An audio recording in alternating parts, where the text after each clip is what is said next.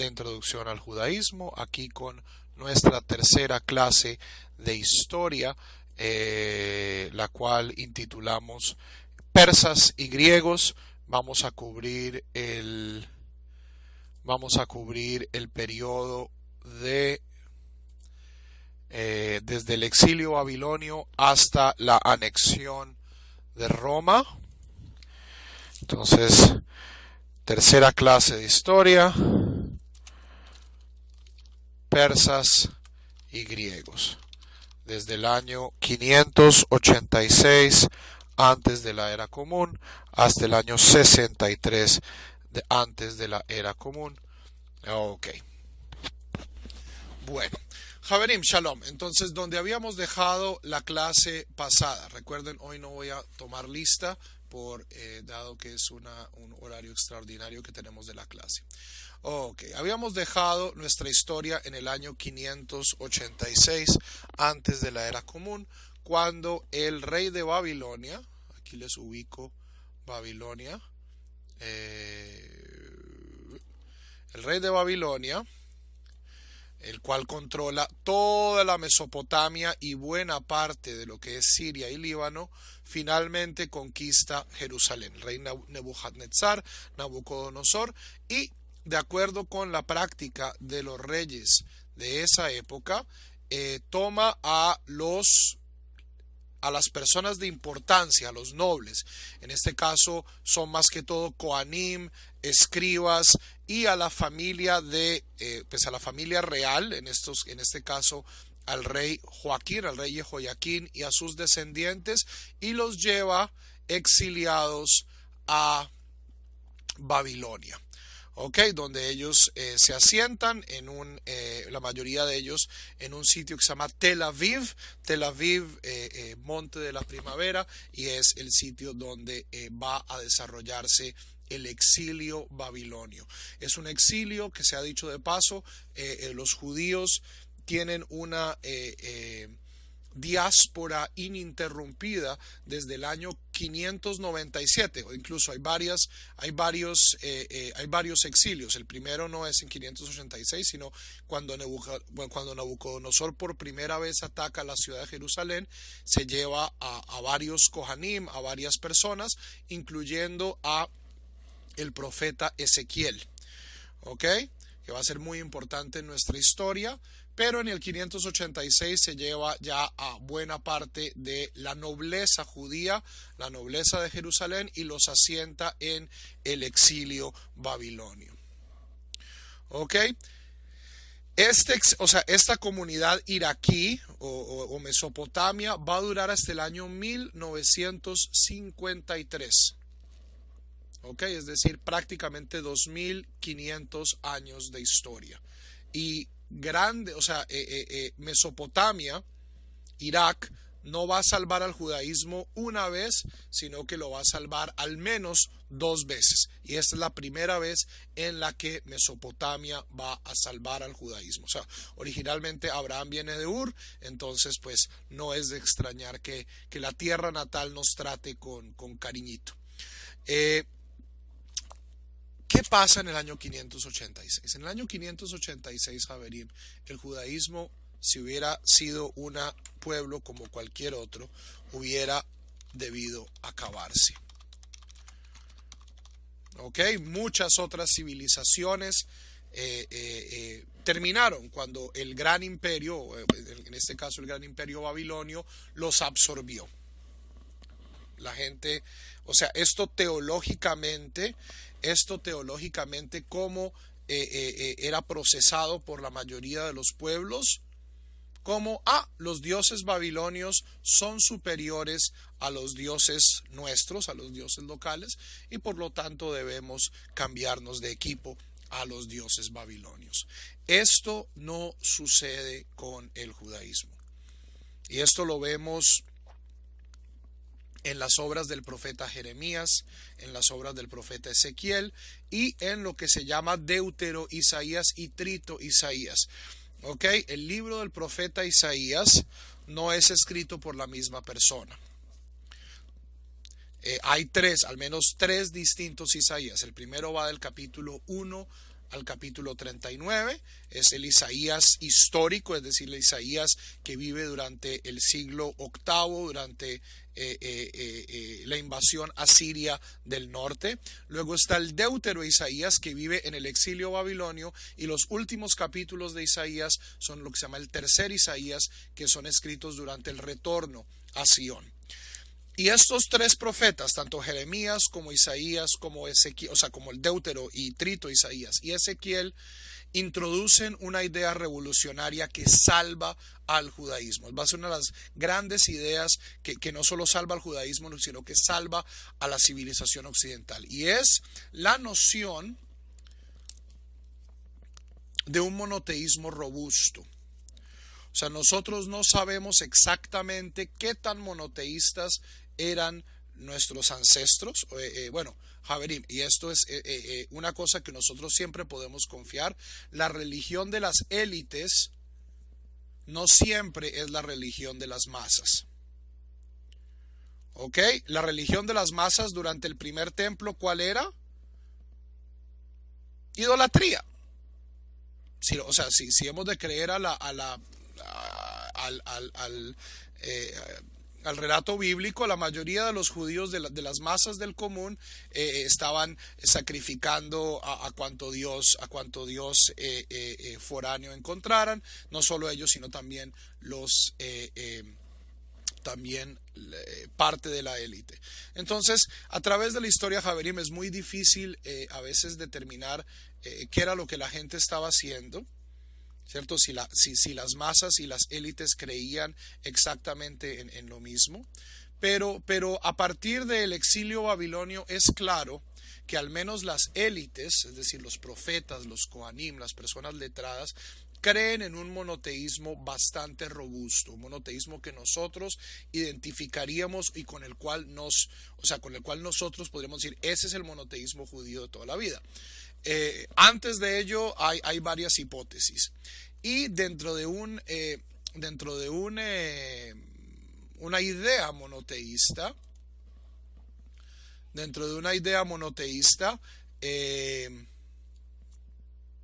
¿cómo hemos de interpretar esta noción del exilio babilonio? Los profetas lo dicen claramente. No es que los babilonios, que el Dios de los babilonios sea más importante que nosotros, o sea superior al Dios de los hebreos, porque el Dios de los hebreos es el único Dios que existe, sino que el Dios de los hebreos está utilizando a los babilonios como castigo por nuestras transgresiones.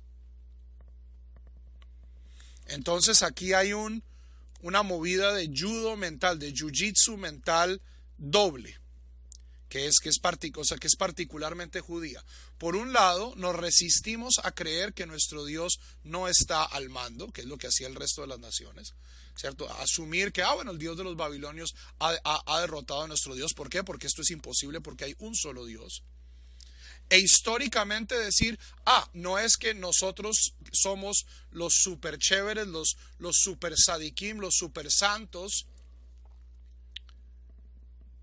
y estos brutales, bárbaros babilonios nos están conquistando, sino, Javerim, al fin y al cabo, esto es culpa nuestra. Esta es nuestra responsabilidad. Y esta noción de responsabilidad individual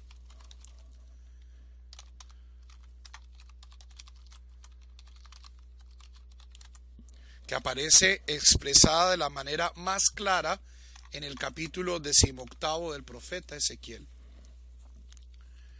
Este es el comienzo de Occidente. Este es el comienzo de la noción de individuo responsable por sus actos. Y es bien interesante, Javerim, esto es algo que lo notó ya el filósofo alemán Karl Jaspers en el siglo XX. Esta edad donde vive el profeta Ezequiel, es decir, 100 años antes, 100 años después, es posiblemente la edad más importante a nivel cultural de la historia de la humanidad. Esto es lo que el filósofo Karl Jaspers llama la era axial. Durante esta era axial, ¿quién aparece? Aparece los grandes profetas de Israel, Ezequiel, Deutero Isaías, Trito Isaías, Jeremías. Aparece la noción de responsabilidad individual en el pueblo judío. Aparece, ya vamos a ver, la noción de Torah, de libro escrito, enseñado popularmente, masivamente. Todo esto aparece durante esta era axial, pero no es solo algo que afecte solo a los judíos. Durante esta época, o sea, literalmente vivos durante la vida del profeta Ezequiel están Confucio, Lao Tse, el Buda, Tales de Mileto, y sigan contando. Tales de Mileto se inventa el método científico en Grecia, en la costa turca de Grecia, lo que es Jonia. Las ideas de Lao Tzu, que comienzan el daoísmo. Confucio comienza el confucianismo. Buda comienza el budismo. Es decir, las grandes ideas que van a marcar verdaderamente la pauta a nivel cultural a través del mundo, estamos hablando no solo de una cuestión local, sino a nivel global, están activas en esta época del exilio babilonio. Estos son 200 años que verdaderamente cambian el sentido de la humanidad. De aquí va a salir la ciencia, la religión, tanto de Oriente como de Occidente, para los próximos 2500 años. Entonces, muy, muy interesante notar que mientras el exilio babilonio recrea el judaísmo, porque el judaísmo antes del exilio babilonio y después no es lo mismo. Esta bobada que dice la gente que nosotros somos una religión bíblica. No, Javerim, religión bíblica había tal vez en la época de los reyes David, y ya hablamos la clase pasada que esta gente era muy poco recomendable. ¿Ok? Entonces, en el exilio babilonio hacemos este judo mental de asumir un monoteísmo robusto,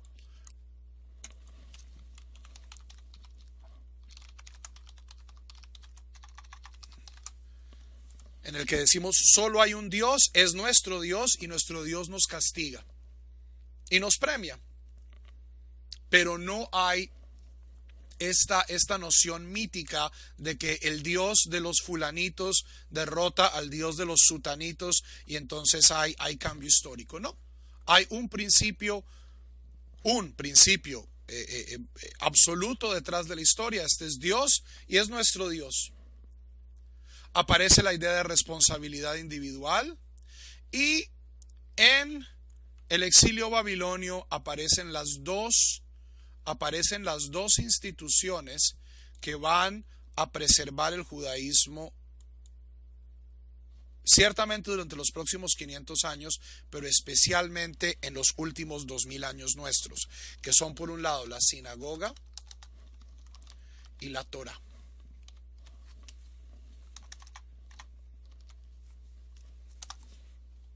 ¿Ok? Comencemos por la más fácil, la sinagoga. Javerim, la palabra sinagoga o Bet Knesset en hebreo no aparece en el Tanaj. No aparece en el Tanaj, no aparece en la Biblia. ¿Por qué? Porque en el periodo bíblico, en el periodo del primer templo, ¿cuál era el único centro válido y legítimo de manifestación religiosa del pueblo judío? El templo. Ahora, el templo, como los profetas ya habían mencionado, era una institución también con sus bemoles. Esto es algo que mencionamos al final de la clase anterior. Los profetas ya se habían dado cuenta de que cuando uno tiene un ritual tremendamente bien establecido, lo que sucede es que la gente cree que por cumplir ese ritual ya está cumpliendo todas sus obligaciones para con Dios. Entonces, en los profetas clásicos ya había un escepticismo sobre el templo, que yo creo que es lo que catapulta al pueblo judío para que cuando el templo es destruido, sustituirlo con otra institución, que es la institución de la sinagoga, casa de reunión. Esto es algo que se puede hacer en cualquier lugar del mundo. No requiere de un sitio específico, como ya dijimos que el templo de Jerusalén necesita estar en un lugar específico. Permite un liderazgo mayor, no tienen que ser Kohanim, no tiene que haber una restricción genética, o sea, los Kohanim todos son descendientes de Aarón. En la sinagoga hay un un liderazgo mucho más democrático. Y es un sitio que no solo cumple una función religiosa, sino que cumple también una función social, una función incluso pastoral, ¿cierto? Las sinagogas en muchos casos eran hostales donde la gente podía dormir, donde la gente podía ir a buscar refugio. Y la sinagoga comienza en el exilio babilonio. ¿Ok? Segundo, la Torá. Rabino, pero ¿cómo así que la Torá comienza en el exilio babilonio? Por eso digo la Torá tal como la conocemos. ¿Ok? Asumiendo por un segundo que la narrativa que aparece en los textos bíblicos es históricamente fiel. En los tiempos bíblicos, es decir, en los tiempos de los reyes y de los profetas, la Torá no estaba completa. No estaba completa. ¿Por qué? Porque el libro de Deuteronomio estaba perdido, entre comillas. Entonces, en la época bíblica no había un concepto de Torá. Segundo, en la época bíblica, en la época de los reyes, en la época de los profetas, en ningún lugar se menciona que la Torá sea enseñada. Si había alguna forma de Torá a nivel escrito y no meramente como tradiciones y leyes transmitidas oralmente, estas existían dentro de una élite. Pero esta noción de que todo judío tiene acceso a la Torá, históricamente, aparece, o uno podría decir que reaparece, si quiere ser bastante piadoso, en esta época del exilio babilonio. Y es algo que de cierto modo es un eco del ímpetus original que aparece escrito en el libro. Es decir, este Shabbat que acaba de pasar, leímos Parashat Yitro, donde leemos las 10 sentencias. Y es la única revelación en el mundo antiguo que es dada de manera colectiva. ¿Ok? La Torá, al menos la idea de la Torá es que todo judío tenga acceso a la Torá. En la época bíblica, en la época de los reyes, no vemos que esto sea realidad. Es decir, era una de las muchas cosas que nuestros ancestros en la época bíblica estaban haciendo mal. No había acceso universal a la Torá. Y es durante el exilio babilonio, un poco después, ya vamos a ver en la época persa, donde la Torá como nosotros la conocemos, es decir, un libro canonizado al que todo el mundo tiene acceso, no solo tiene acceso, sino que tiene acceso frecuente. La gente va y escucha leer la Torá todas las semanas, 3 veces a la semana en los días de mercado, lunes, jueves y luego en Shabbat. La Torá que nosotros conocemos aparece claramente, históricamente, en el exilio babilonio. Antes de esto, si existía en una forma que no creo que sería familiar para ninguno de nosotros. Preguntas.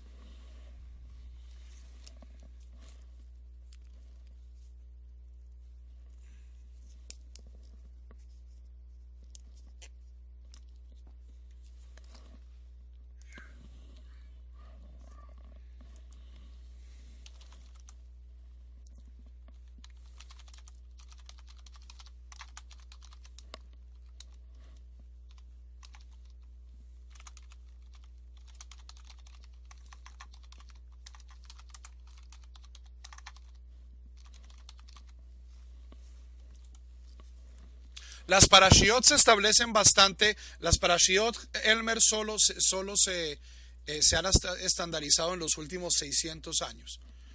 Antes había muchísimas formas en que la Torá era leída de manera frecuente, pero eso de que todo el mundo judío estuviera leyendo lo mismo es algo bastante reciente. Esto es justamente el estandarizar del minhag de los geonim. babilonios, pero esto es hace 1000 años. ¿Ok? Por la noción de una lectura pública de la Torá, por ejemplo, aparece solo en el libro de Esdras, pero ni siquiera hemos llegado a Esdras. Ya vamos a llegar a Esdras. Ok, volvamos a nuestro mapa entonces. La Torá, ¿cómo se supone que se conservó? Nadie hace esa pregunta porque es una pregunta muy incómoda, Moisés. O sea, la idea tradicional es que la Torá fue dada a Moisés y fue preservada por los Kohanim, pero cuando tú lees el libro de los reyes, por ejemplo, o el libro de Samuel, o el libro de los jueces, o el libro incluso de Josué, nadie nunca lee la Torá. O sea, si el libro existía, no existía, o sea, nuestra relación con él no era la misma. O sea, por Dios, Josué no sabía que había que circuncidar a la gente. Se les había olvidado Pesaj. El libro de Deuteronomio se perdió, se embolató. ¿Ok? O sea, si uno quiere atenerse a una versión muy tradicional, hay mucho que explicar, porque hay verdaderamente un vacío entre la revelación del monte Sinaí y la época de Ezra. Ahora, dentro del movimiento Masortí somos bastante más amplios en esto y podemos asumir versiones críticas donde decimos, mire, estas narrativas existieron primero en forma oral, luego fueron transmitidas en diferentes fuentes y estas fuentes eventualmente fueron compiladas en un solo volumen, que es lo que nosotros conocemos como la Torá. Esa es la versión crítica. Independientemente de esto, Javerín, o sea, la Torá que tenemos es la Torá autorizada. ¿Por qué? Porque el pueblo de Israel así la ha recibido. O sea, hacerse bolas, como dicen los mexicanos, por si Moisés escribió no la Torá, si cada letra de la Torá que aparece en la Torá es mosaica, como ya discutimos en la parte de teología, es una pérdida de tiempo. Históricamente es muy improbable que la Torá que nosotros tengamos sea exactamente palabra por palabra, letra por letra, revelada a Moisés en el monte Sinaí. Pero esto es irrelevante. ¿Por qué? Porque lo que importa de la Torá no es su exactitud histórica, sino lo que importa es nuestro compromiso a seguirla. Y nosotros estamos comprometidos a seguir el Pentateuco, es decir, los 5 libros de Moisés, tal cual los tenemos, de acuerdo a su texto masorético tradicional. ¿Por qué? Javerim, hay otros textos en hebreo de la Torá, el texto samaritano, el texto, hay versiones en los rollos del Mar Muerto donde palabras cambian, letras cambian. ¿Y saben qué? No importa. El texto al que nosotros estamos comprometidos es el texto masorético. ¿Ok?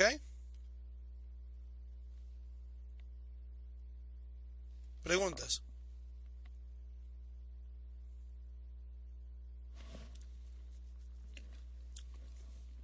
No, ok.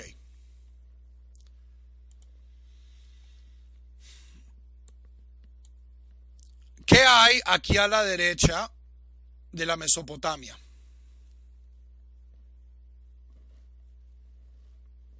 Si yo estoy en Irak y agarro para la derecha, ¿qué encuentro? Irán, Persia. En el año 550 antes de la era común, un rey persa de nombre Ciro, nosotros lo llamamos en hebreo Kuresh, conquista Media. ¿Qué es Media? Media es esta parte, la ribera oriental del Tigris. Y eventualmente conquista toda Babilonia. Toda Babilonia y por ende todas sus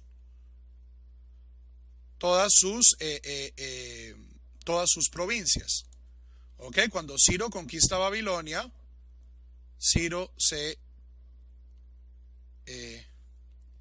se embolsa toda la media luna fértil más todo Irán, que ya lo poseía.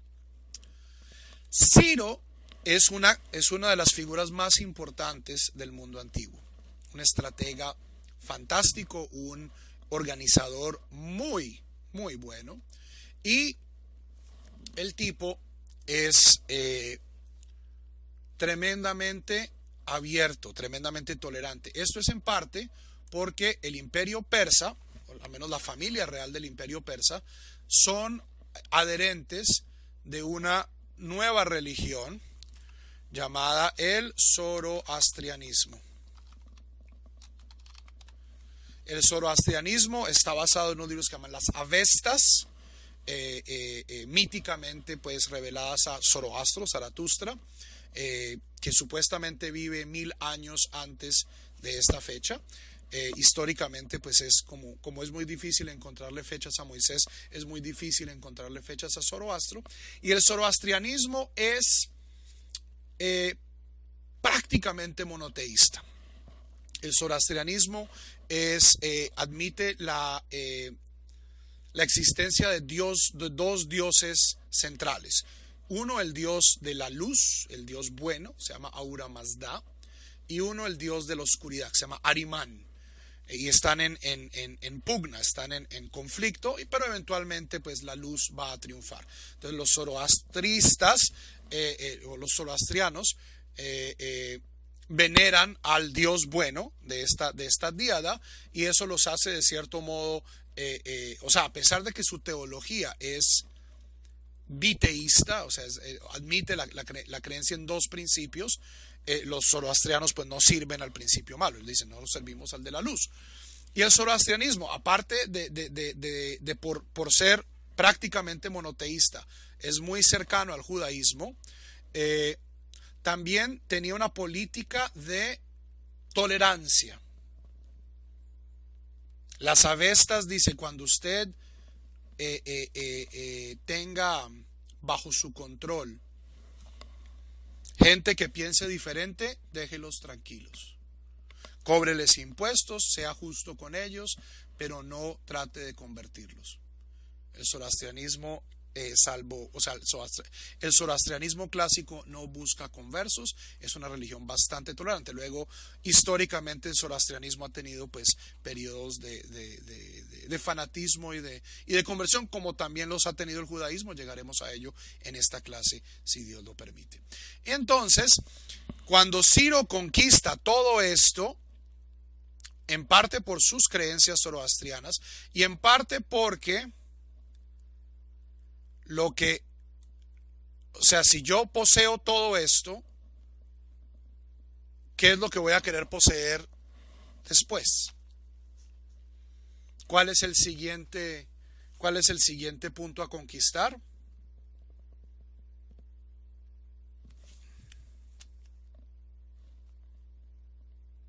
¿Cuál es el siguiente punto a conquistar? Egipto. Recordemos, a través de 2000 años de historia, ha habido dos grandes imperios en la zona donde vivimos nosotros. Mesopotamia en sus diferentes encarnaciones, ¿cierto? Sumeria, a los acadios, los babilonios y Egipto. Y esa es parte de lo que nos ha forjado como cultura y lo que nos sigue forjando como cultura, es estar en sánduche. Estamos en sánduche entre Mesopotamia y Egipto. Ciro le tiene ganas a Egipto, unas ganas inmensas, y por lo tanto entonces, ¿qué tiene que hacer? Tiene que ganarse a la gente que va a estar en su frontera. ¿Y cuál es la frontera? La frontera es Judea. Entonces, un año después de de conquistar el imperio babilonio, en el año 538, Ciro firma el edicto de retorno, donde se le da permiso a un grupo de nobles judíos de Kohanim de volver a la tierra de Israel. Es una minoría. La mayoría de los judíos importantes permanece en Babilonia, permanece en la Mesopotamia, pero una minoría pequeña, lideradas por un tipo que se llama Sheshbazzar.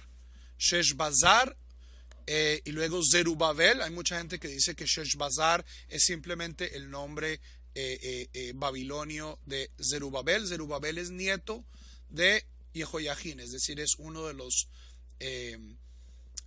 descendientes del rey David, es uno de los descendientes de la casa real, y Yehoshua Cohen Gadol.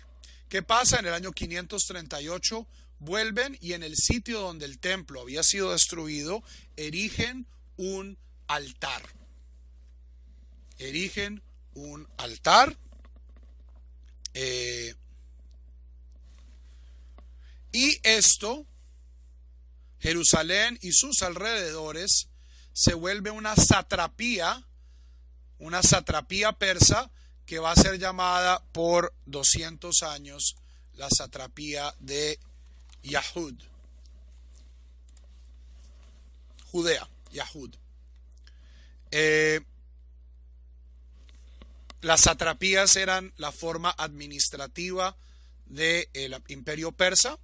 El imperio persa creaba pequeños países que simplemente le pagaban impuestos y mandaban tropas al rey persa, pero de cierto modo tenían autonomía. En este caso, no solo autonomía, cierta autonomía política, sino lo más importante, autonomía religiosa. ¿Ok? Por eso es que el título del rey de Persia era Rey de Reyes. Rey de Reyes. Rey de Reyes, que no es solo una película de Semana Santa, sino Rey de Reyes es el título del rey persa, que luego en la literatura rabínica, para referirnos a Dios, se vuelve Melech Malchei Melachim, el rey del rey de reyes, es decir, alguien que está incluso por encima de los grandes emperadores del mundo.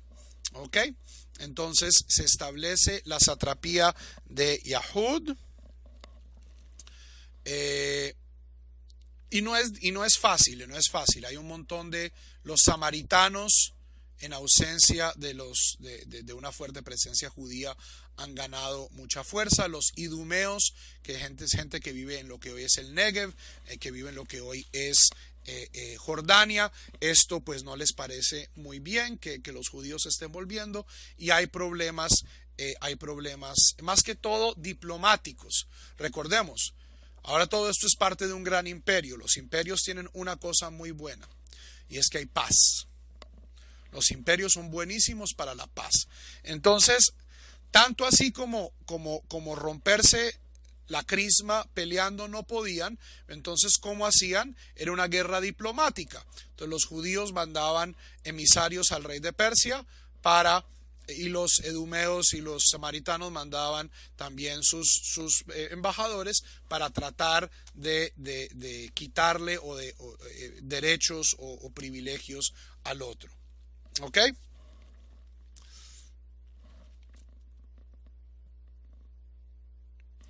El Ciro, o sea, Ciro, por haber hecho esto, es conferido el título de Mashiach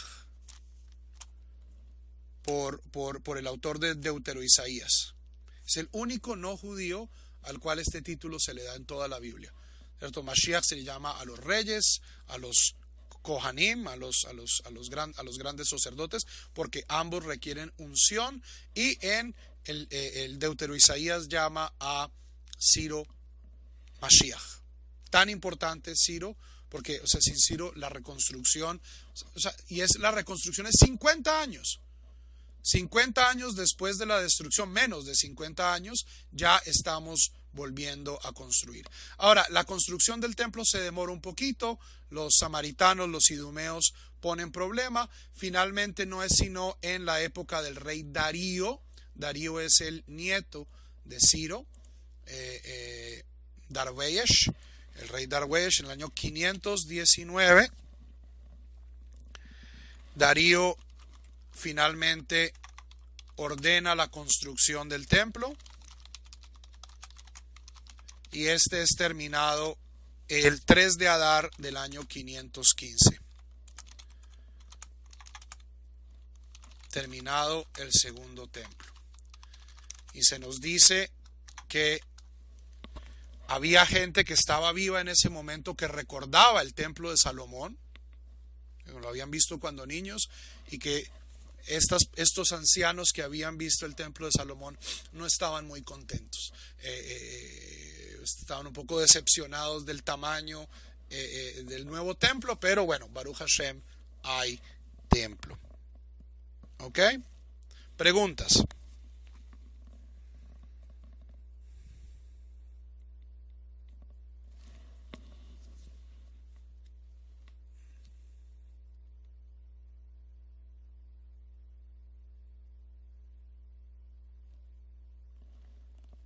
Ok, este es el siglo sexto.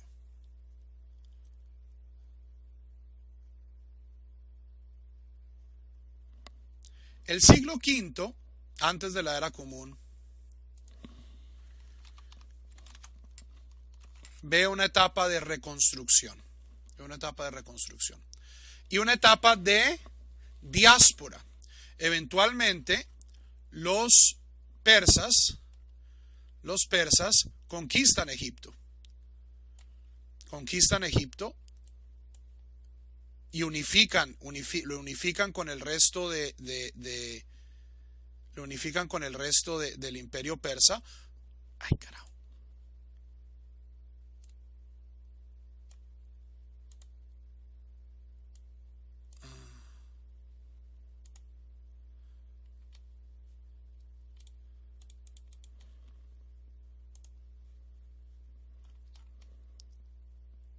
Se me está bloqueando esto, un segundito.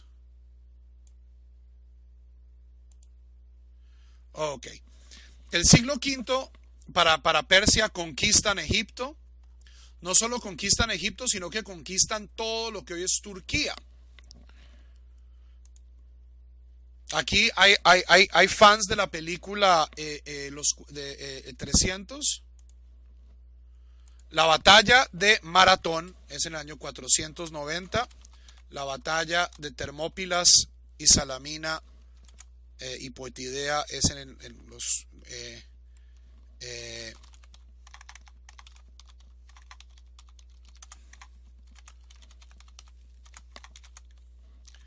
la batalla de Platea. Al comienzo del siglo V, los persas están a punto de tomarse el mundo.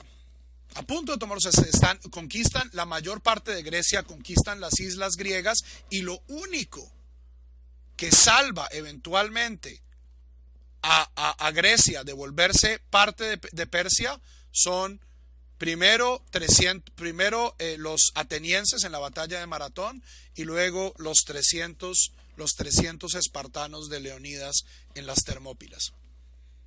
Pero vemos una etapa de expansión territorial increíble. O sea, este es el imperio más grande que ha visto la humanidad hasta ahora. Más grande que Babilonia, más grande que Mesopotamia, más grande que Egipto. Esto va desde Grecia hasta India, desde Etiopía en el sur hasta el mar Negro. Es inmenso, es inmenso.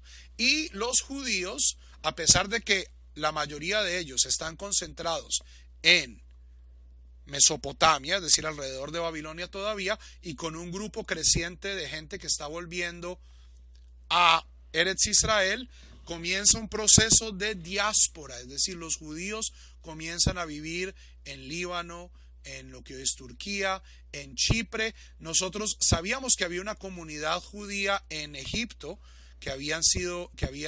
o sea, mucha gente, cuando los babilonios destruyen el templo, echó para Egipto, incluyendo el profeta Jeremías.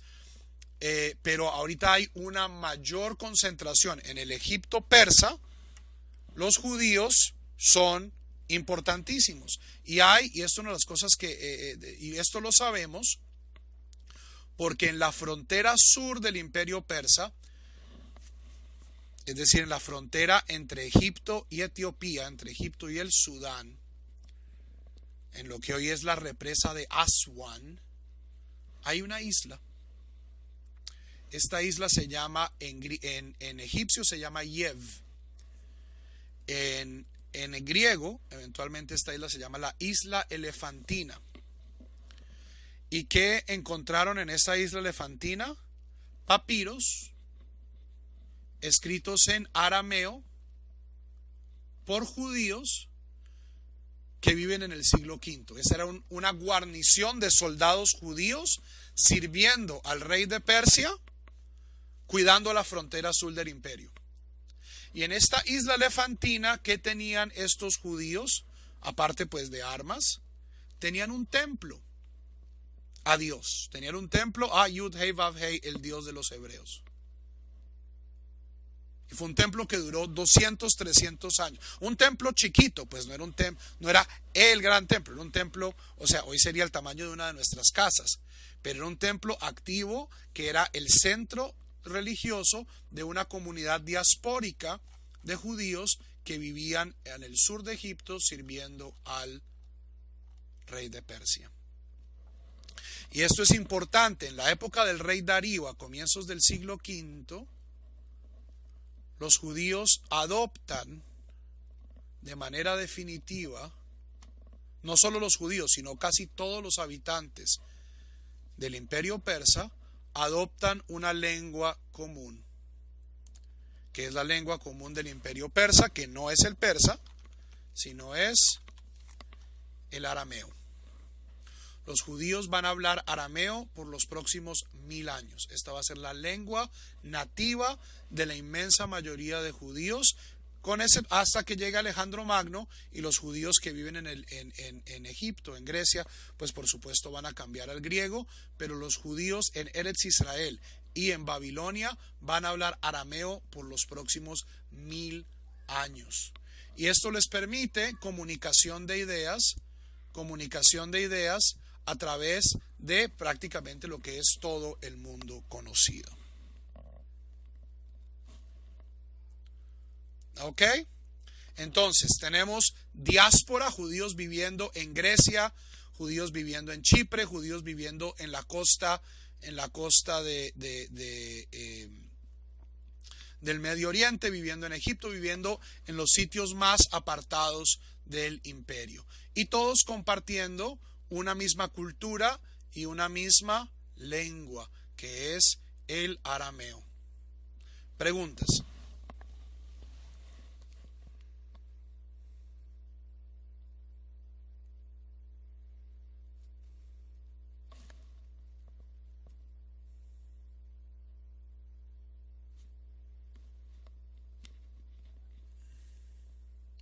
Javerim, ¿la Torá en qué caracteres está escrita? Lo que nosotros hoy llamamos las letras hebreas. ¿Esas letras son hebreas?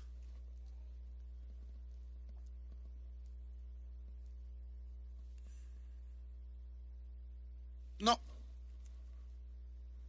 Esas letras son caracteres arameos. Ahora, todos los alfabetos provienen del alfabeto fenicio.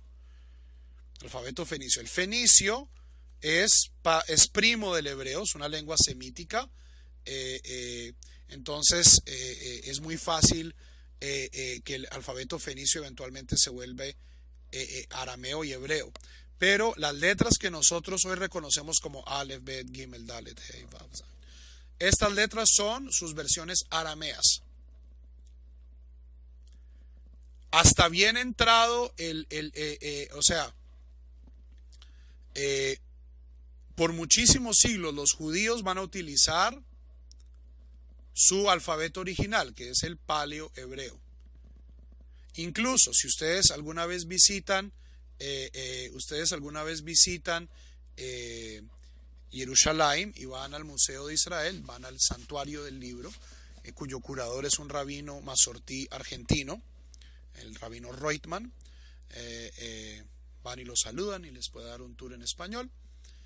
Y en el centro del Santuario del Libro hay una copia entera del libro de Isaías.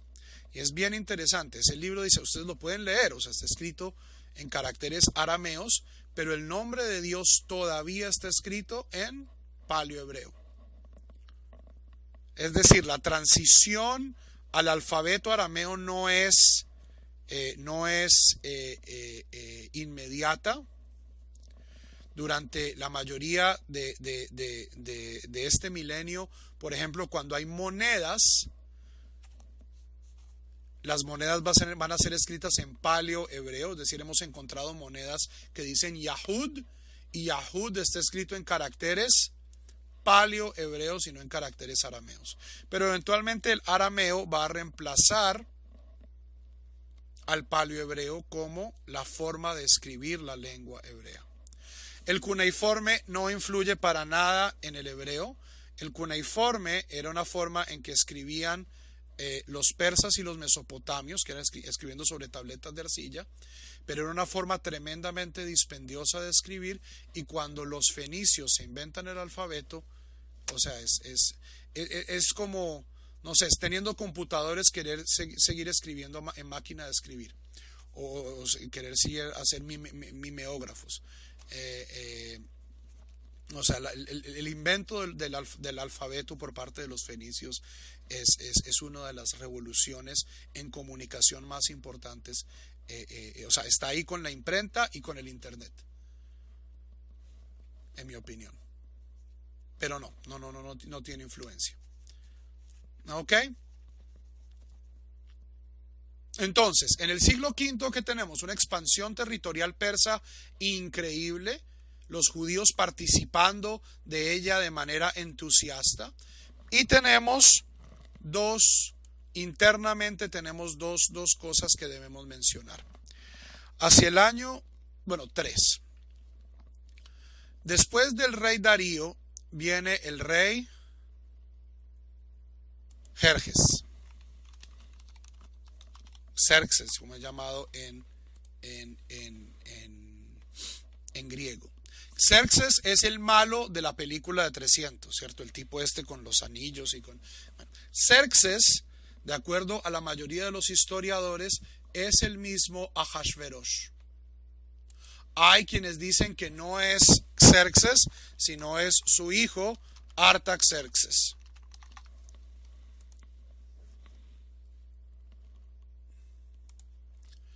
Entonces, a comienzos del siglo V, alrededor de la expansión territorial, sucede o pasan los hechos que inspiran el libro de Esther. Ahora, es muy difícil saber qué tan histórico es el libro de Esther, pero muchas de las cosas que el libro de Esther narra son consistentes con la corte persa. ¿Cierto? El libro, si ustedes alguna vez han leído la Megilá en hebreo, está escrita con un montón de palabras en persa. Ahashderanim, Ahashtarpenim, muestra una corte llena de eunucos, muestra una corte llena de satrapías, ¿cierto? El reino de Ahashverosh es descrito Mehodu ve ad Kush, es decir, desde India hasta el Sudán, hasta Etiopía. Entonces, si bien no sabemos en este momento qué parte de la historia del libro de Esther es históricamente cierta, lo que sabemos de la corte persa es consistente. Los reyes persas eran fastuosos, delegaban mucha de su autoridad a sátrapas y a virreyes como Hamán. Y en una de esas, un virrey avispado, un virrey ambicioso hubiera podido. Los judíos, había momentos de la corte donde sabemos que tenían mucha influencia, tanto como llegar a decir que la esposa preferida del rey de Persia era una chica judía llamada Esther Bat Abihail. Esto no ha sido registrado pues por ningún archivo persa.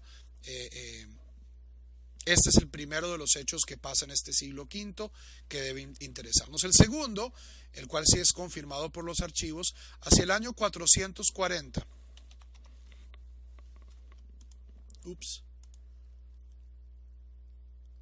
Hacia el año 440 de la era común,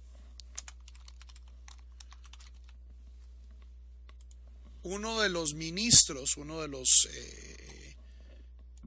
confidentes de Artajerjes, judío, llamado Esdra, es enviado a Eretz Israel con el fin de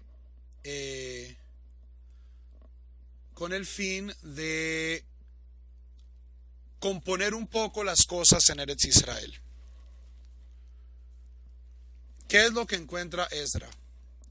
Esdra encuentra que la mayoría de los judíos que habían vuelto con Zerubabel y con Yehoshua hace casi 100 años, se habían casado con mujeres locales. Ahora, no sabemos si estas mujeres locales eran necesariamente foráneas, es decir, edomitas, moabitas, samaritanas, o si eran gente que, o sea, recordemos que cuando Nabucodonosor exilió a la mayoría,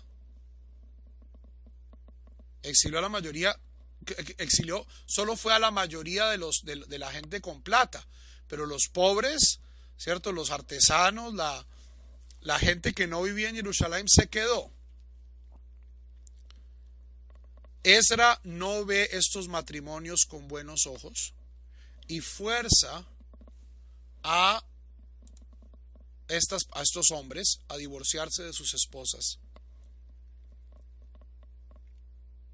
Y aquí aparece un concepto que va a aparecer y a reaparecer, aparecer y desaparecer en el judaísmo desde entonces, y en mi opinión es uno de los conceptos más nocivos que el judaísmo ha adoptado, y es el término de Zera Kodesh, es decir, de semilla sagrada, una suerte de pureza racial. Pues una de las razones por las cuales sabemos que en este momento no existía la conversión es porque justamente estas mujeres no son convertidas, sino que Esdra les pide a estos señores que se divorcien de sus mujeres foráneas, y estos lo hacen trágicamente. Entonces el libro de Esdra es muy difícil, varios rabinos, entre ellos el rabino Guido Cohen, contraponen. Hay dos judaísmos, bueno, hay muchos judaísmos. Está el judaísmo de Esdra y está el judaísmo de Ruth. Yo soy más un judío de Ruth que un judío de Esdra, aunque Esdra, ya le vamos a dar crédito, salva al judaísmo,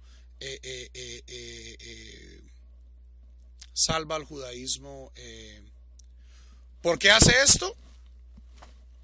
Lee el libro de Esdra.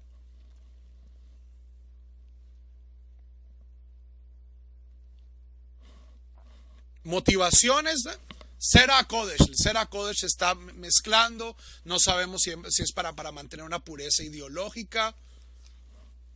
Libro de Esdra en la Biblia, Tanaj, Esdra, Nehemías.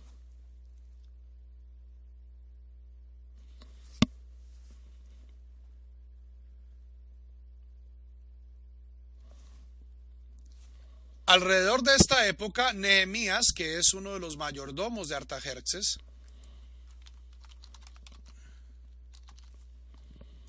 emigra también y se encarga de componer la ciudad. A pesar de que había templo, el templo había sido construido unos 80 años antes, las murallas de Jerusalén habían caído. Y entre Nehemías y Esdra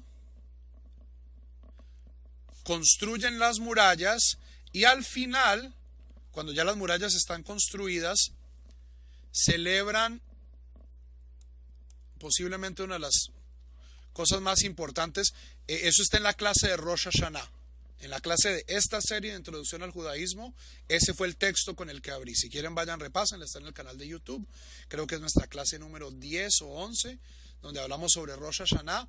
Es la primera mención de la celebración de Rosh Hashanah como la conocemos. ¿Y cómo la celebra Esdra? Con una lectura pública de la Torah. Hace una bimá, hace una superficie levantada y se lee la Torah públicamente, y tiene levitas explicándola en arameo. ¿Ok? Y esta Torah que Esdra está enseñando es la Torah que nosotros tenemos.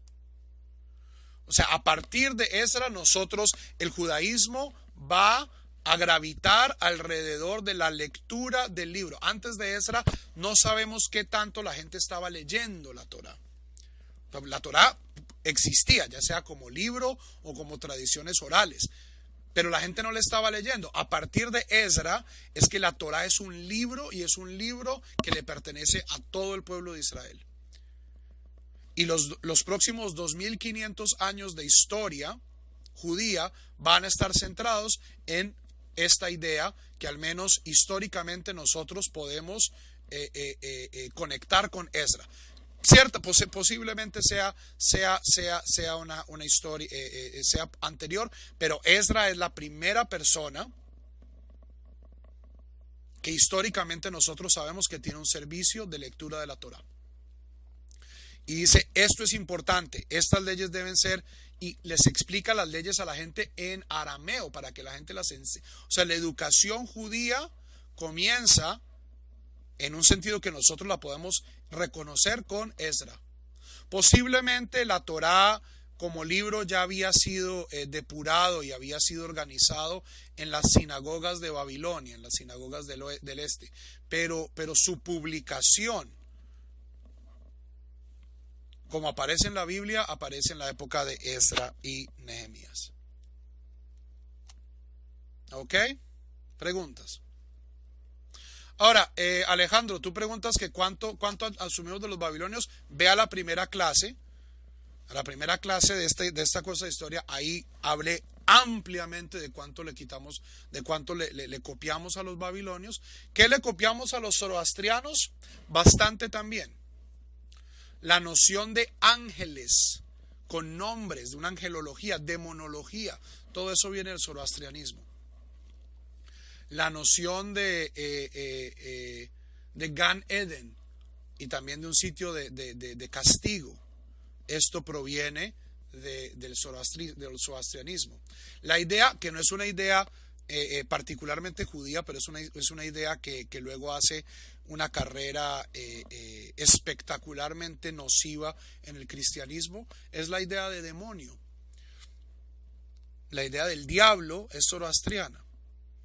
O sea, Hasatán existe en la Biblia, pero en la Biblia, o sea, en el Tanaj, Hasatán es un ángel obediente.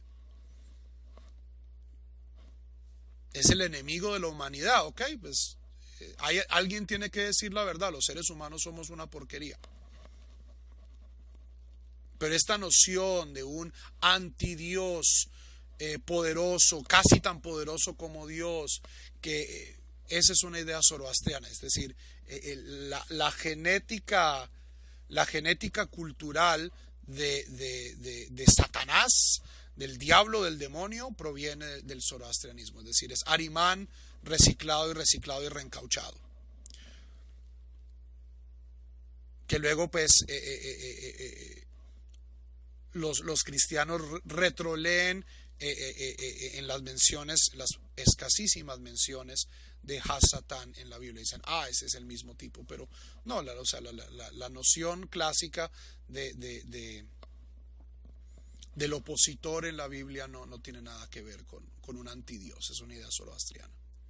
Ok, siglo IV, todo bien, tobogán, hacemos una provincia persa, por aquí no pasa nada, todo muy bien, tenemos nuestra Torá, tenemos nuestro templo, pagamos nuestros impuestos, hay pequeñas revueltas aquí y allá, pero ¿qué es lo que pasa en el siglo IV? Más dispersión, es decir, judíos viviendo centralmente en los dos centros, tanto Babilonia como Eretz Israel, y verdaderamente dispersos por el resto del Mediterráneo, incluso judíos que se asientan en Fenicia eventualmente pasan a Cartago queda en lo que hoy es Algeria, y de ahí pasan a sitios como España, en el sur de España, alrededor de Cádiz, alrededor de Algeciras, hay comunidades judías en el siglo IV antes de la era común. Este es el comienzo del judaísmo ibérico. Son pequeñísimas comunidades de de personas que están viviendo bajo el auspicio y la protección del imperio cartaginés. Los cartagineses, Cartago queda en lo que hoy es Algeria. Los cartagineses eran exiliados fenicios que luego se establecen en el norte de África y establecen un imperio comercial y militar que solo va a acabarse cuando los romanos lo acaben a cuchillo. Y no fue fácil. O sea, los grandes enemigos de la República Romana, antes de que Roma fuera imperio, eran los cartagineses. Esta gente dominaba todo el norte de África, la costa de España, las Islas Baleares, partes de Sicilia, y esta gente eran semitas que venían del Líbano, las ciudades de Sidón y Tiro, y con ellos estaban también judíos. Estos son los primeros judíos sefarditas, son gente que llega con los cartagineses en el siglo IV. ¿Quién se tira el paseo o quién complica el paseo de una manera muy interesante? Un muchacho de nombre Alejandro, llamado Alejandro el Grande o Alejandro Magno. El año es el año 333. Ahora, desde la batalla de Maratón, en el año 490,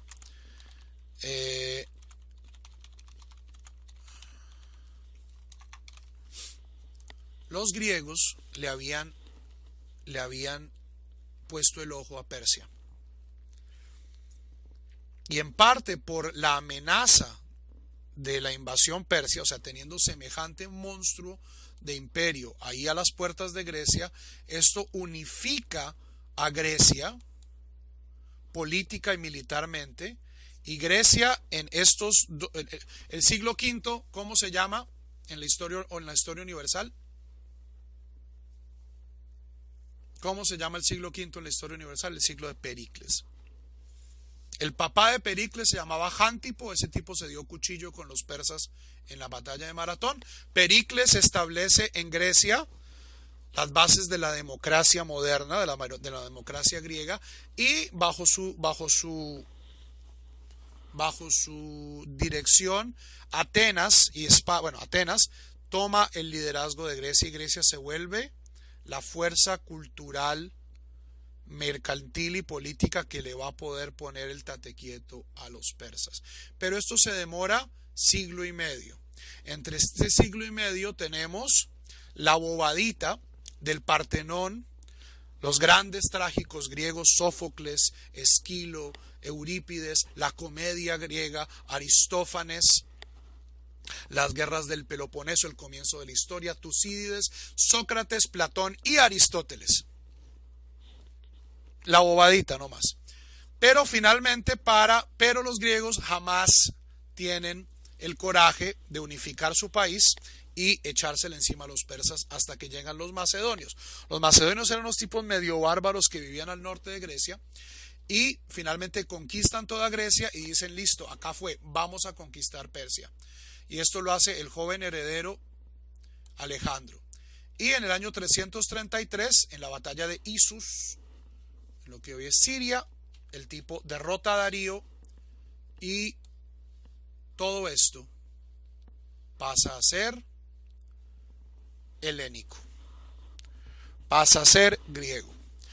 La leyenda dice que en el año 333, vía a Egipto, Alejandro en efecto visita Jerusalén, queda muy impresionado por el Cohen Gadol, le da a los judíos exención de impuestos durante el año sabático, el año de la Shemitah. Esto es difícil de corroborar históricamente. Lo que sí sabemos es que Alejandro pasó por Eretz Israel en su campaña para conquistar Egipto, y que en efecto todo esto cae bajo el dominio de Alejandro. Y Alejandro, al igual que sus antecesores persas, Alejandro aprende mucho de sus enemigos. Es una de las grandezas de Alejandro, es que Alejandro entiende, tras conquistar Persia y tras llegar hasta India, que la única forma de mantener este gran imperio junto era dejándole a la gente cierto nivel de autonomía. Eso sí, unificándolo militarmente, unificándolo con dinero, con comercio y con una lengua, que ya no va a ser tanto el arameo, sino que eventualmente cada vez más va a ser el griego. Y exponiendo a la gente a cultura griega, al griego. Entonces, en el año 333, nosotros pasamos de dominio persa al dominio griego. Esto no cambia mucho las cosas, ¿por qué? Porque tanto el imperio persa como el imperio helénico en sus comienzos era gente tranquila, que dejaban que los judíos hicieran su cuento mientras pagasen sus impuestos. ¿Qué es lo que sí se intensifica durante esta época de dominio griego? La diáspora. Es decir, comienza a haber judíos verdaderamente en todo lugar. Judíos se mudan a Atenas, judíos se mudan a las islas griegas, judíos en Asia Menor, judíos en Siria, judíos en Eretz Israel. O sea, los dos grandes grupos van a seguir siendo Babilonia y Jerusalén, pero judíos hay ya en la época de Alejandro en todo lado. Preguntas.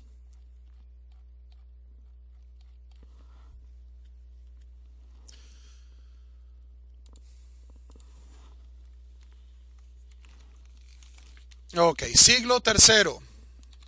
Seguimos avanzando. Alejandro muere en el año 323, no deja ningún heredero.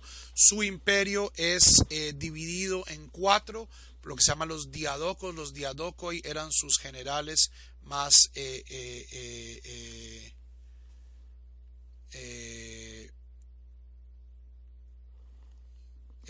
sus generales más leales. Y Eretz Israel en el año 300 prácticamente cae bajo el control de los Ptolomeos. Los Ptolomeos son los reyes helenistas de Egipto.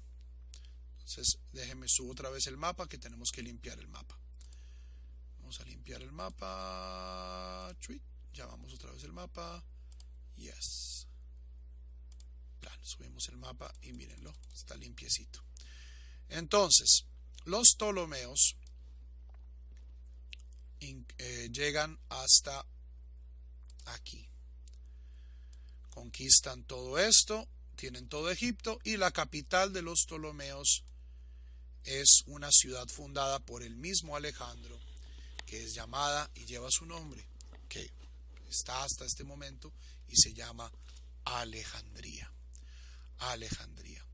Y los Ptolomeos son posiblemente los más ilustrados, los más iluminados de los descendientes de Alejandro, principalmente por la biblioteca de Alejandría. La biblioteca de Alejandría era el centro espiritual y cultural del mundo occidental en ese momento.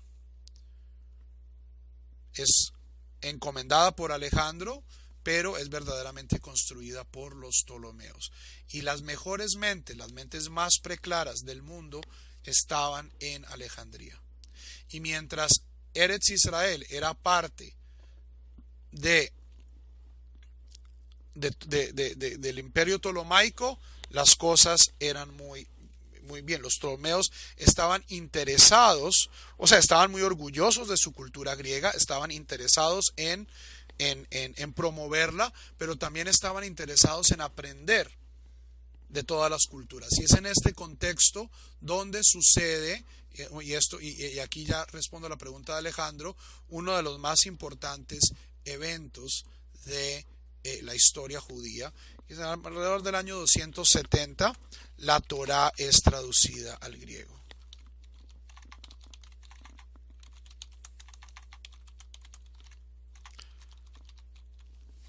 Es la primera vez que un texto hebreo es traducido.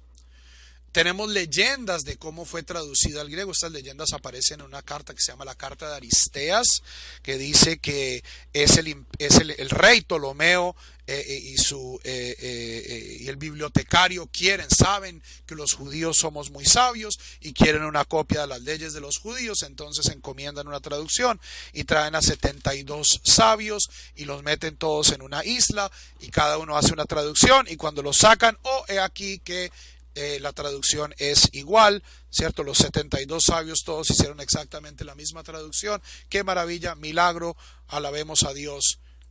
Nace la Septuaginta. Leyendas, propaganda. Pero es indudable que para el año 270, y esto es 60 años después de que Alejandro conquista Persia, ya hay muchísimos judíos, especialmente en Egipto, especialmente en Alejandría, que necesitan una traducción de la Torá y que están dispuestos a hacerlas. Posiblemente la Septuaginta, como llega a ser conocida esta traducción, Septuaginta por la traducción de los 70s, fue encomendada y pagada por la comunidad judía de Alejandría. Y luego pues promovida grandemente. Ahora, no se sorprendan, Javerim. 60 años para perder el Lashon HaKodesh. Primero que todo, esta gente no hablaba Lashon HaKodesh, hablaba arameo.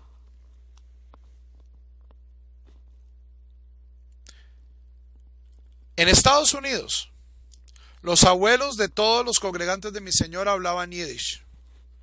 Los papás hablaban Yiddish y hablaban inglés. Los nietos no hablan Yiddish.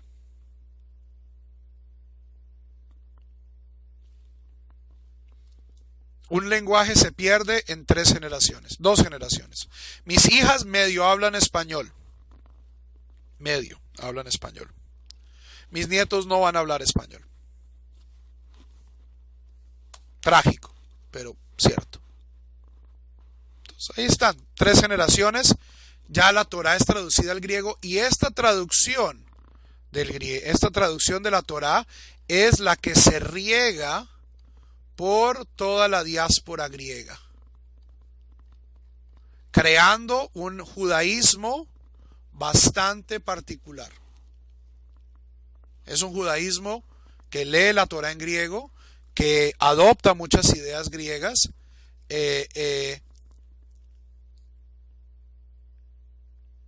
y que eventualmente va a sembrar la fértil tierra donde van a nacer el cristianismo. O sea, del judaísmo helenista, por varios motivos históricos, no queda mucho, porque la mayoría de este fue transformado eventualmente en cristianismo. Pero el judaísmo de Alejandría, el judaísmo de los judíos helenistas, de la diáspora griega, era diferente al judaísmo de la diáspora de la Babilonia y el judaísmo de Jerusalén. En ese entonces, como ahora, había muchos judaísmos.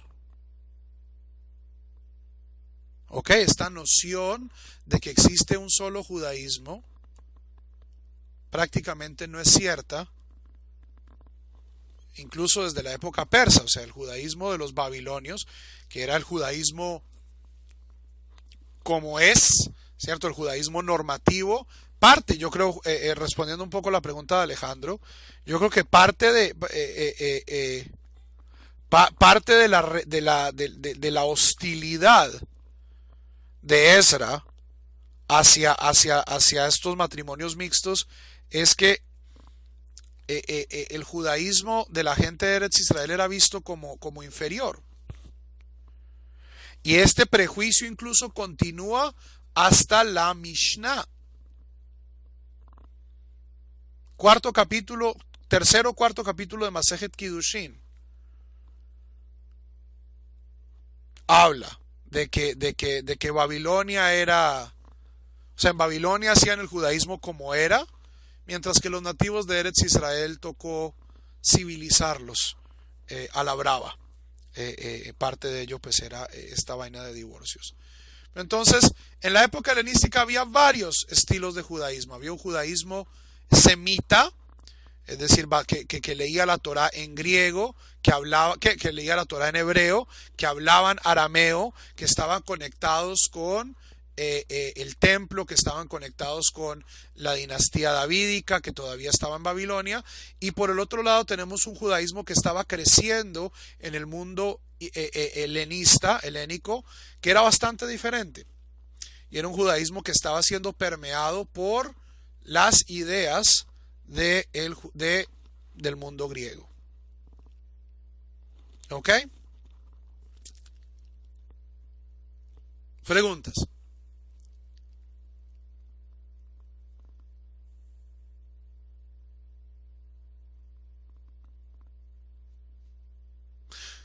Ahora, una versión simplista de la historia, a nosotros nos han enseñado, especialmente por la propaganda de Hanukkah, y aquí vamos justamente al tema de Hanukkah. Aquí vamos a comenzar hablando de Hanukkah. De que judío igual bueno, griego igual malo. Hasta el día de hoy, ¿cierto? En ciertos círculos neojasídicos del internet, a, a, a nosotros los judíos liberales nos llaman helenistas.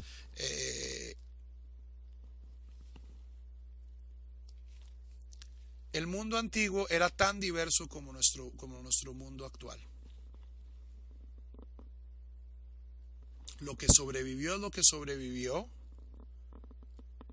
pero no porque algo haya desaparecido no significa que no tuvo su momento, su lugar y también su autenticidad. Mucho, o sea, por ejemplo, la obra cumbre del judaísmo helenista va a ser 200 años después la obra filosófica de Filón de Alejandría. Filón de Alejandría era un filósofo que vivía en Alejandría, judío, que lo que él decía es, mire, la filosofía más excelsa está allá en la Torá. Y el tipo escribió, son 10 volúmenes de exégesis bíblica fascinantes. A veces coincide con la exégesis rabínica, a veces no, pero es muy interesante. Y uno puede pues simplemente especular qué tipo de judaísmo hubiera sido el que sobrevivía si algo hubiera pasado en Jerusalén y fueran los alejandrinos los que les tocara reconstruir el judaísmo. ¿Ok?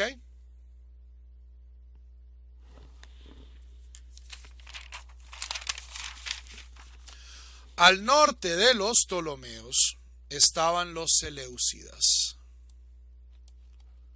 Al norte, es decir, los herederos de Alejandro que controlaban Babilonia, Mesopotamia y Siria. Este era el imperio seleucida. En el año 198, ya pasamos al siglo II, en el año 198,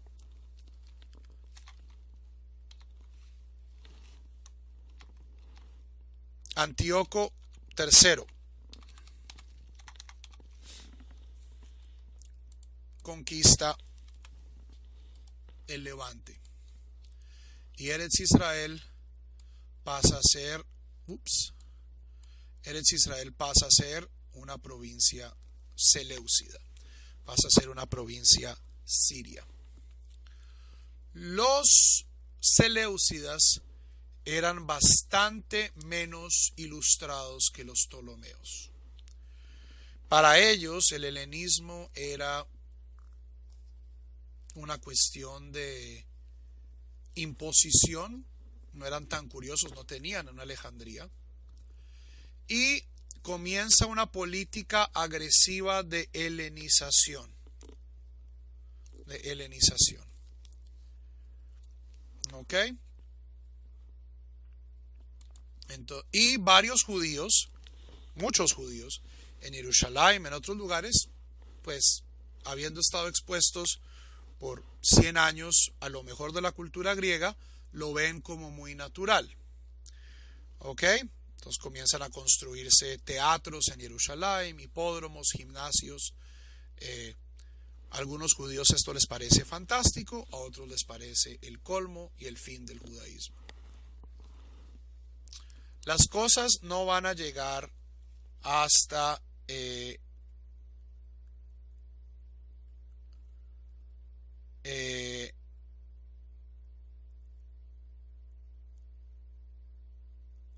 a una crisis, sino hasta el año, si mal no estoy, tengo aquí varias notas, el año 1170 y pico, cuando Antíoco IV, llamado Epífanes o el loco, toma el trono de su padre Antíoco III. Y si Antíoco III era un helenista, un helenizador chévere, o bueno, menos ilustrado que los Ptolomeos, Antíoco IV era era verdaderamente fanático. Era verdaderamente fanático. ¿Dónde está mi? Ay. Deme un segundito, Javerín.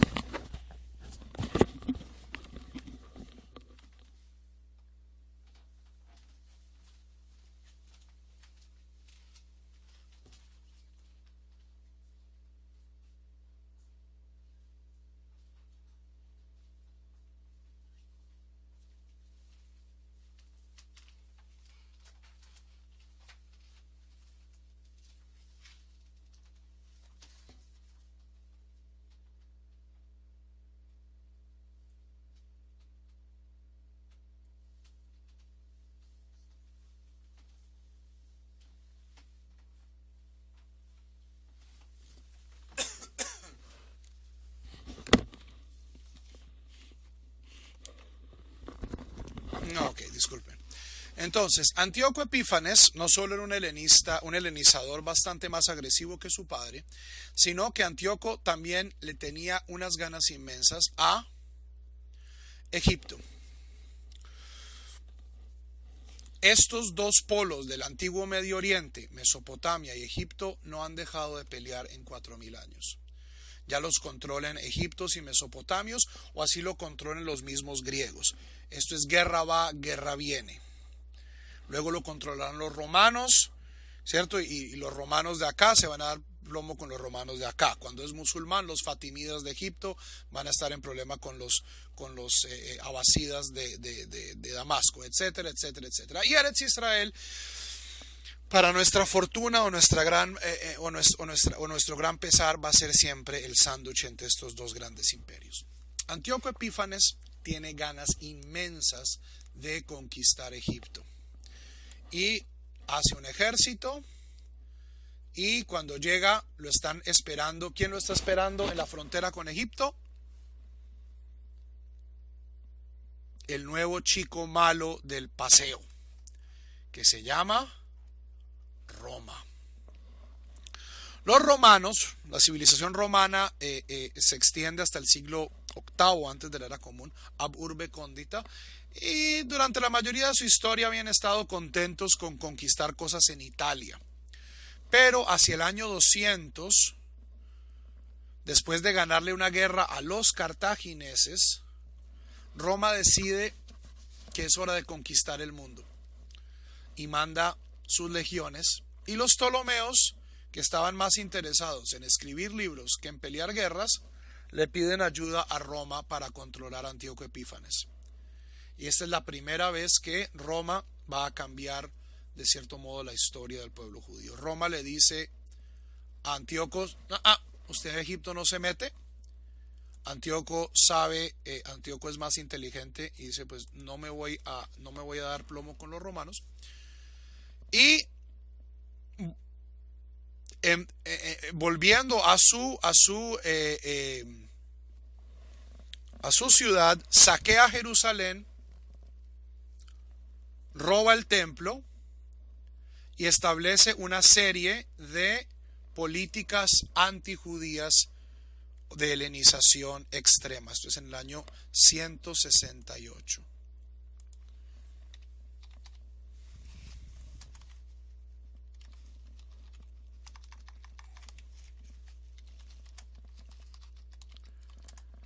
y desecración del templo.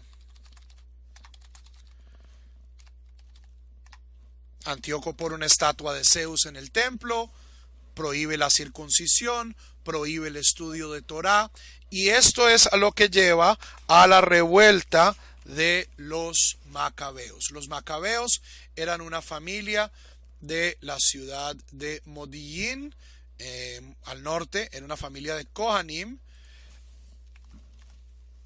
era una familia de sacerdotes, y eran miembros de un grupo que se llamaban los piadosos, los Hasidim, gente que se oponía a la helenización de Eretz Israel, que veía con muy malos ojos cuestiones como gimnasios en Jerusalén, obras de teatro, hipódromos, y desde Modín establecen una resistencia. Esta resistencia dura 3 años, en los cuales logran establecer una zona de influencia alrededor de Jerusalén, y en el año 165, el 25 de Kislev, logran reconquistar el templo, reconquista y reconsagración del templo. Ya cuando la clase de Hanukkah de esta serie, ya hablamos en detalle de esto, entonces si necesitan un recorderis, vayan y estudien la clase de Hanukkah de esta serie, creo que es nuestra clase número 14 o 15, vayan y miren en la lista de reproducción. ¿Qué pasa? Guerra va, guerra viene. Los 5 hijos de Matitiahu, Jacohen, de Matatías, Judá, Yehudá, Macabí, el hijo Yehudá es el más duro, pero los otros hermanos, Yohanan, Shimón, también lideran la revuelta.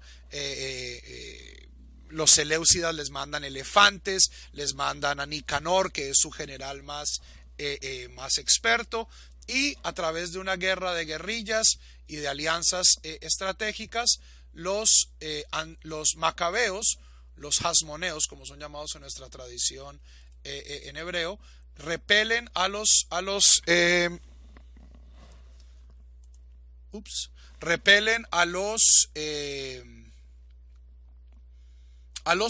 sirios, y establecen un pequeño reino judío independiente centrado en Jerusalén. Tanto así que en el año 142 finalmente los sirios reconocen la independencia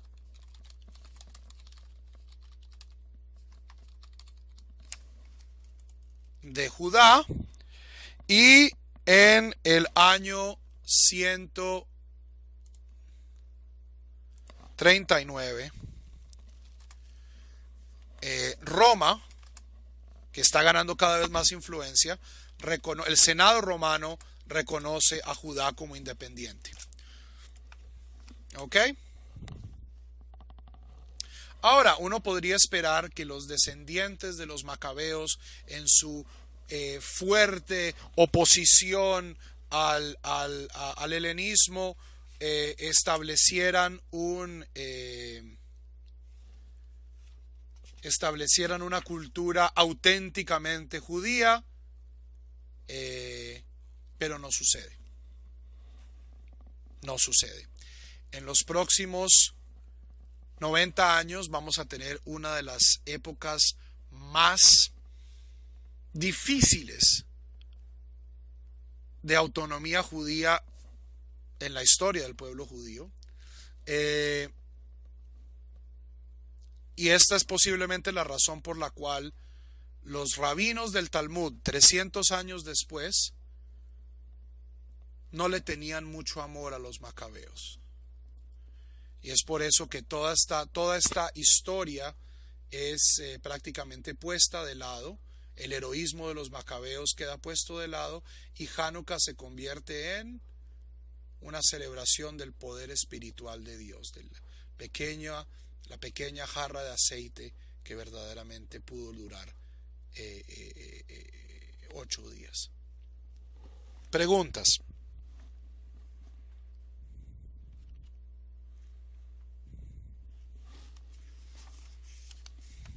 Están calladísimos, me preocupa eso.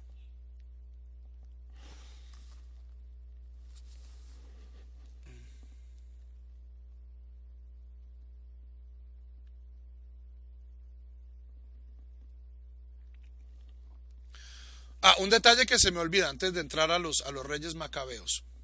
Para que luego no pensemos y no nos comamos el cuento, y no nos comamos el cuento. No, los rabinos todavía no existían. Había proto rabinos, ya vamos a llegar a ellos, pero no había rabinos todavía. Para que no nos comamos el cuento de que los judíos helenistas igual malos y los judíos de Eretz Israel igual piadosos y buenos, les pongo este ejemplo. En el año 168, cuando Antíoco destruye el templo de Jerusalén, bueno, no lo destruye, lo desecra, cuando pone la estatua, mata al Cohen Gadol, que era un tipo que se llamaba Onías, Jonió en hebreo, y su hijo Jonió, ¿qué hace?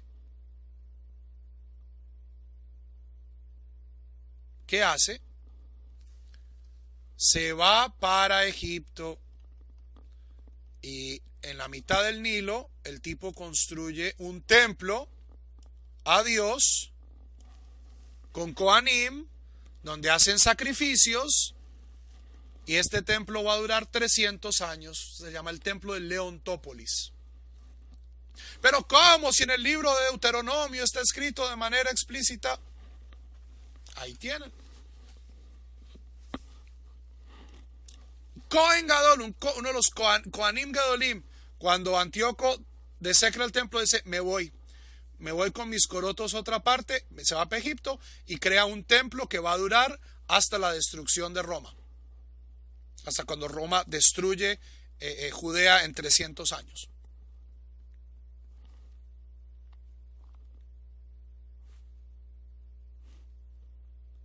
Para que no nos comamos el cuento, pues, de que judíos helenistas malos, judíos de Judea buenos.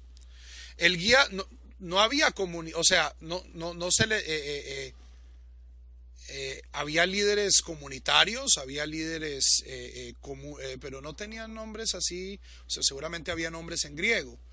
Archisinagogo se llamaba a la persona que administraba la sinagoga. Simplemente significa cabeza de la sinagoga, arquisinagogos. Moisés, el cótel que vemos hoy ni siquiera existía en esta época.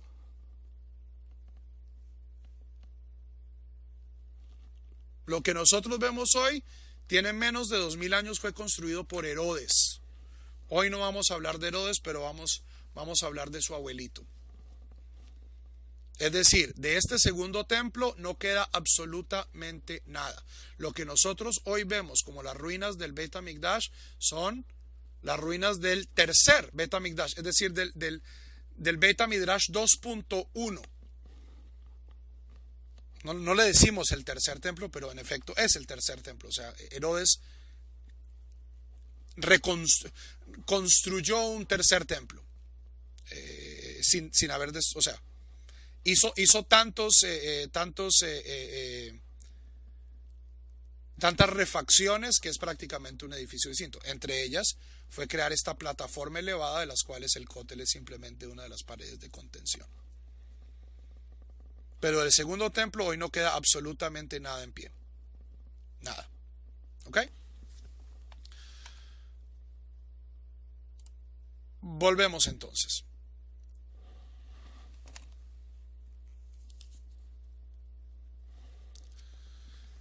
En el año 139, 134, el hijo menor de Simón Macabeo, Simón Ben Batitiajo, llamado Juan Hircanos. Hircanos es un nombre que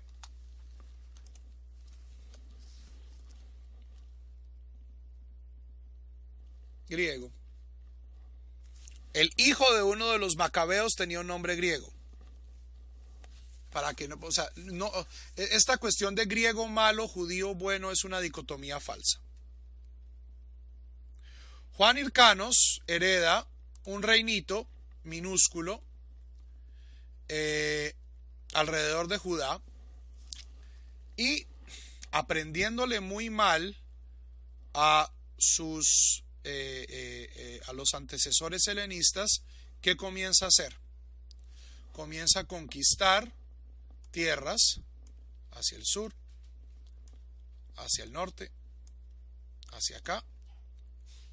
Y a donde va, ¿qué hace? Convierte a la gente de manera forzada al judaísmo. Este es el único momento en la historia del pueblo judío donde nosotros hemos tenido conversiones forzadas al judaísmo. Pero esto quiere decir también una cosa bien interesante, y es que ya para el año 134 existe una noción de conversión al judaísmo.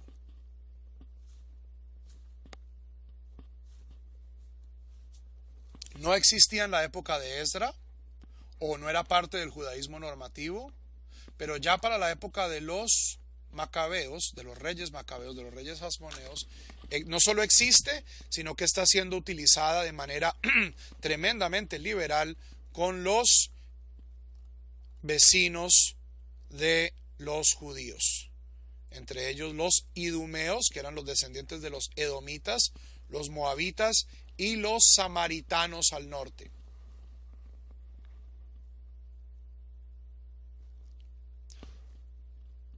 Eventualmente esto se le va a disparar, esta estrategia se le va a estallar en la cara cuando los samaritanos,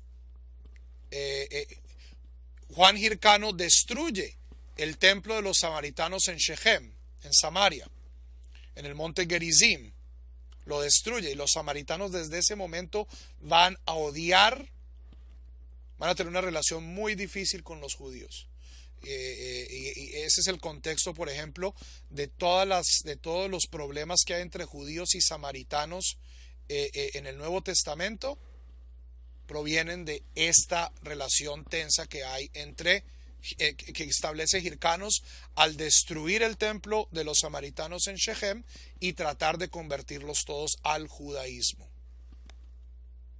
Segundo problema que tiene Juan Hircanos.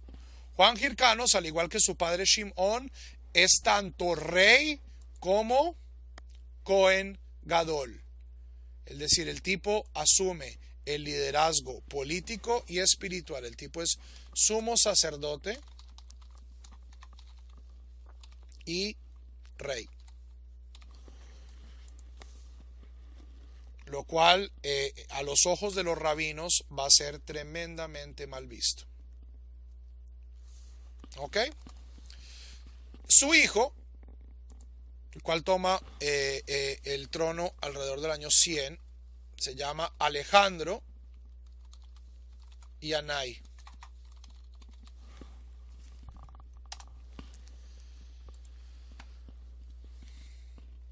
Igual de ambicioso que su padre, trata de expandir el imperio, bueno, no es un imperio, es un pequeño reino judío.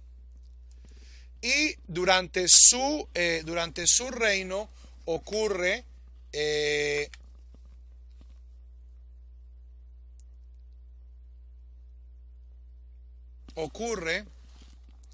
el primer encuentro y el primer problema entre fariseos y saduceos. Fariseos y saduceos. Estas son dos escuelas de pensamiento que llevan forjándose en estos años, ¿cierto? Cuando una vez nosotros tenemos un libro, una Torá que nosotros podemos interpretar, entonces surgen diferentes escuelas de interpretación. Sobre fariseos y saduceos vamos a hablar muchísimo la próxima semana, pero baste con esto, baste esto por el momento. Los saduceos eran por lo general aristócratas de origen sacerdotal y eran literalistas, es decir, Ellos interpretaban la Torá de manera literal y favorecían al templo y a los sacerdotes.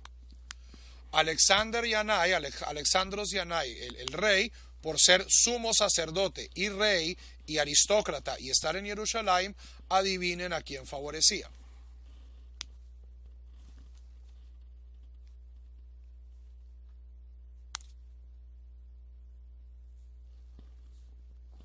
Favorecía a los saduceos. Los fariseos, Prushim, era una secta más populista que creía en interpretaciones alegóricas de la Torah, creía en una Torah oral, no estaban centrados en Jerusalén, eran un movimiento más popular. ¿En qué libro de la Biblia? Esto no aparece en un libro de la Biblia. Las fuentes clásicas aparecen en Josefo, en cualquier libro de historia, ciertamente cubre estos reyes. ¿Ok?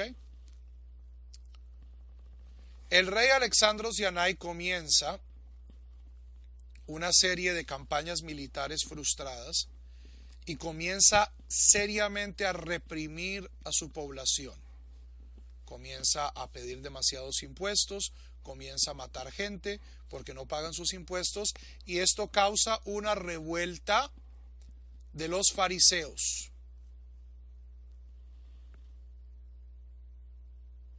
Y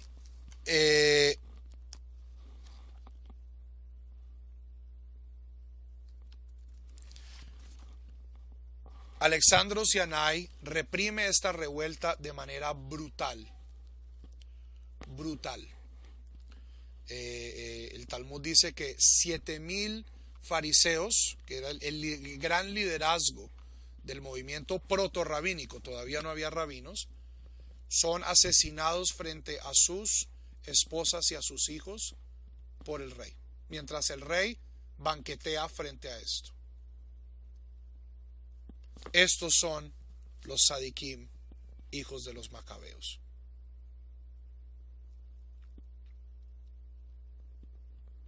Y los fariseos,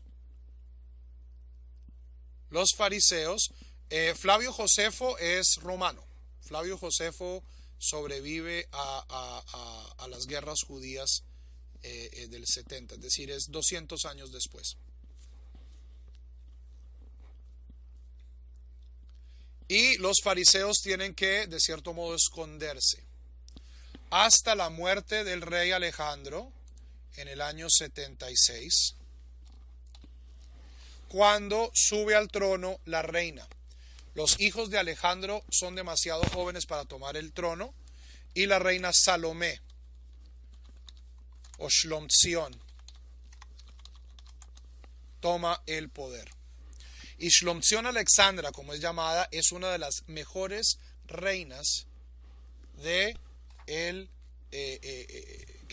los mejores dirigentes que ha tenido el pueblo judío.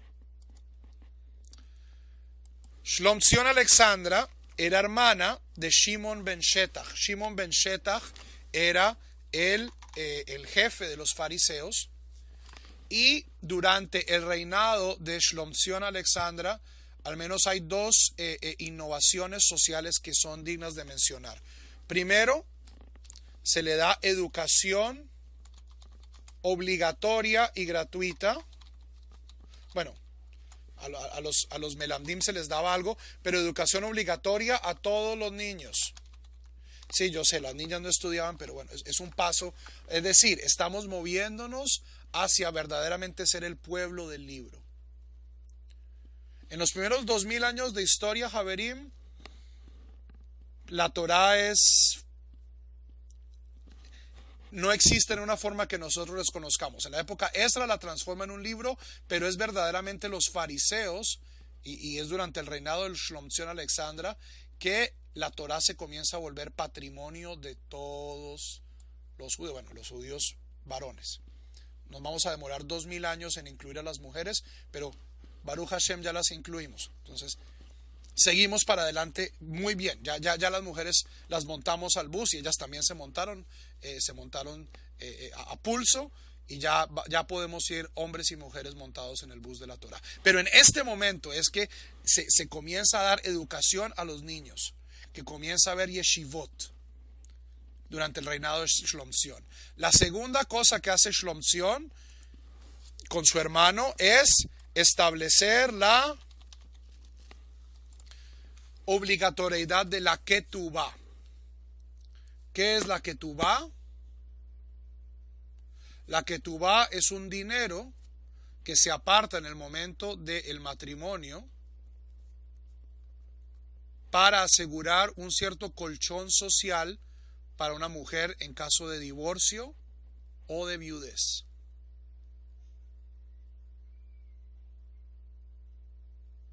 En términos de legislación en pro de la mujer, esto es fascinante. O sea, es uno de los hitos de los derechos de la mujer y es legislado por una reina judía y se vuelve parte, pero es una legislación rabínica. O sea, la idea de ketubá es una idea rabínica que se vuelve ley bajo el reinado de Shlomzion Alexandra. Pero todas las cosas buenas llegan a su fin. La reina muere y deja a sus dos hijos, Hircanos y Aristóbulos. De nuevo, nombres tremendamente griegos. Hircanos y Aristóbulos comienzan a pelear por quién va a ser el próximo rey, quién va a ser el próximo Cohen Gadol. El uno tiene el derecho, o sea, el uno es el mayor, el otro tiene el ejército. Y finalmente, ¿qué pasa?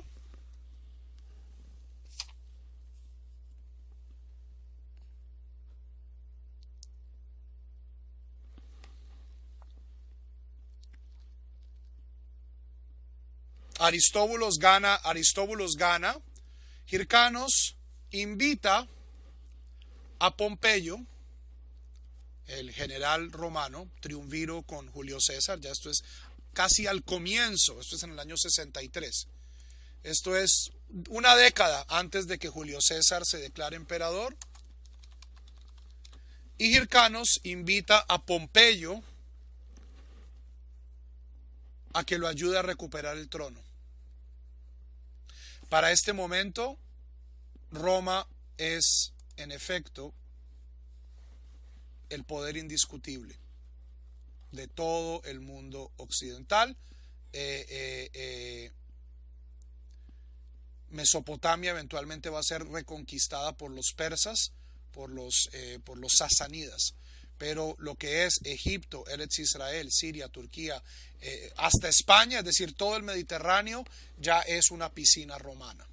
Y Pompeyo, que es uno de los grandes héroes militares de Roma, adivinen qué hace. Pompeyo con mucho gusto interviene, porque lo invitaron, toma Jerusalén, pasa cuchillo a todos los Kohanim, entra en el templo, entra al Kodesh HaKodashim y sacrifica un cerdo. Y nos dice el Talmud, tiene relaciones sexuales con una prostituta en el Kodesh HaKodashim. Y con esto termina,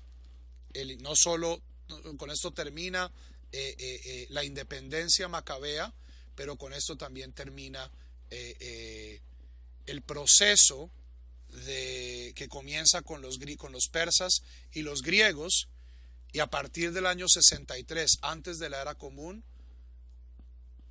el judaísmo pasa a ser una provincia romana, pasa a ser parte del Imperio Romano, y de cierto modo entramos con el pie izquierdo a la historia europea. Es decir, la idea de Europa es una idea griega que los romanos implementan. Pero hasta que Pompeyo llega a nosotros estábamos básicamente entre dos aguas, ¿cierto? Nosotros somos un pueblo primordialmente oriental, pero ya con Pompeyo políticamente, al menos Eretz Israel, va a pasar a ser parte del mundo occidental. Y esto va a ser tremendamente doloroso. La relación con Roma no va a ser una relación buena, pero también va a forzar, como hacen todas las crisis, al pueblo judío a reinventarse. Y esta va a ser la reinvención actual del pueblo judío, es decir, el judaísmo rabínico. Javerim, preguntas.